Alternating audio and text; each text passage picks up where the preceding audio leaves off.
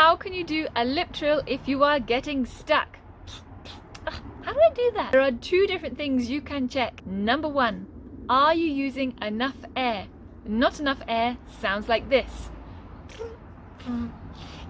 It's not giving you enough power between your lips to make your lips do that. If there's not enough air, they're not bothered, they just sort of stay there. Increase your air. The second thing you can do is to focus less on air and more on vibration if air is not working for you. Vibration will give you a stronger vibration between your lips, which will keep them going. For example, with the letter Z.